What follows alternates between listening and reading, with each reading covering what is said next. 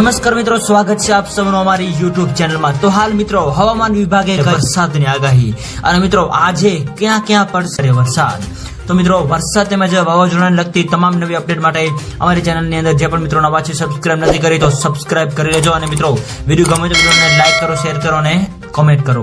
તો હાલ મિત્રો હવામાનની સૌથી મોટી આગાહી અનુસાર આગામી 3 દિવસ રાજ્યની અંદર વરસાદની આગાહી વ્યક્ત કરવામાં આવી રહી છે, જેની અંદર મિત્રો સૌરાષ્ટ્ર, દક્ષિણ ગુજરાત અને મધ્ય ગુજરાત તેમજ ઉત્તર ગુજરાતના અલગ અલગ વિસ્તારોની અંદર વરસાદની આગાહી સાથે તો બીજી બાજુ કચ્છ જિલ્લાની અંદર પણ હળવાથી મધ્યમ વરસાદની આગાહી જે છે એ વ્યક્ત કરવામાં આવી રહી છે।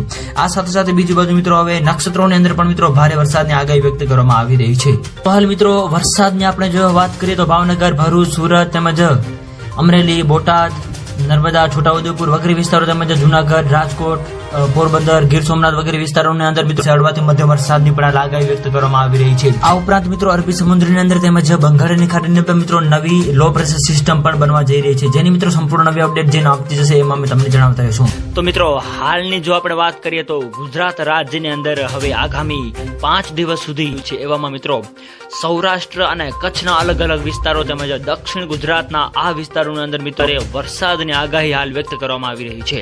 તો મિત્રો વિડીયો ગમે તો વિડીયોને લાઈક કરો, શેર કરો અને મિત્રો જે પણ મિત્રો અમારી ચેનલની અંદર નવા છે સબસ્ક્રાઇબ નથી કરી તો મિત્રો સબસ્ક્રાઇબ જરૂર કરી લેજો અને મિત્રો આવો જ સાથ અને સહકાર પણ આપતા રહેજો।